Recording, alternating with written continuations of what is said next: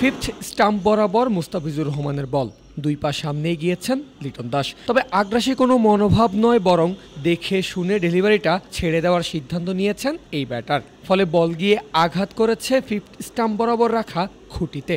সব মিলিয়ে পারফেক্ট একটা ডেলিভারি যাকে বলে। তবে এরপরেও মাথায় হাত মুস্তাফিজের, যেন যেটা চেয়েছিলেন আদায় করতে পারেননি কিছুতেই। অন্যদিকে হাসি লিটনের মুখে। ফিজের মন খারাপ হওয়ার কারণও আছে। টেস্টে সাধারণত ফিফথ স্টাম্পের বল ব্যাটারদের খেলতে হয় একটু বাড়তি মনোযোগ দিয়ে, কারণ এদিক সেদিক হলে ইনসাইড এজড হয়ে বোল্ড কিংবা কানায় লেগে ক্যাচ আউট। তবে এখানে হয়নি কোনোটাই। বিচক্ষণতার সঙ্গে মুস্তাফিজের চালাকি ফেস করেছেন টাইগার ব্যাটার, আর তাই উইকেটের আশায় থাকা ফিজের মাথায় হাত।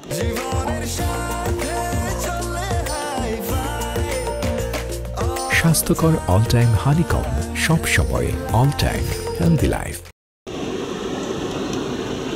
অনুশীলন হলেও লিটন মুস্তাফিজের ব্যাটে বলের লড়াইটা শনিবার জমেছে বেশ। শুরুতেই লিটনকে অদৃশ্য ফিল্ডিং সাজিয়ে দিয়েছেন ফিজ, এরপর শুরু করেছেন বোলিং। শুধু মুস্তাফিজই না, খালেদ হাসান, নাহিদ রানাদের বলেও নিজেকে সানিয়ে নিচ্ছেন এই ব্যাটার। আর এখানেও ঘটে আরেক কাণ্ড।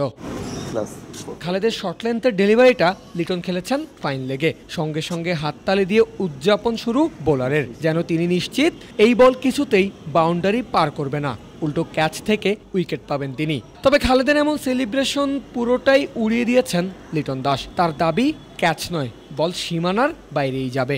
এভাবেই দুজনের মধ্যে চলে কথার লড়াই। তবে শেষ পর্যন্ত খালেদ যে মেনে নিয়েছেন সেটাও তার ইশারাতেই স্পষ্ট।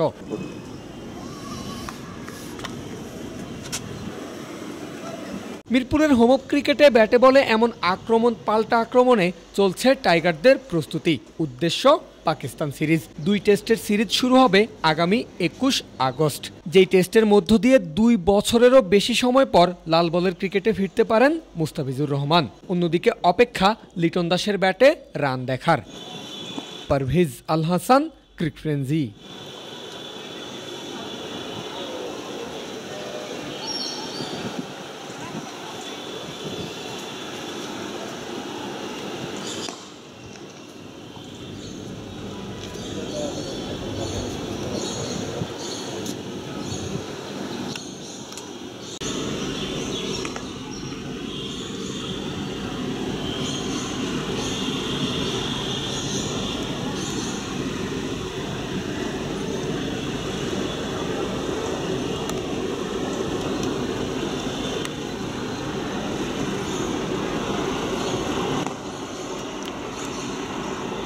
Vai só.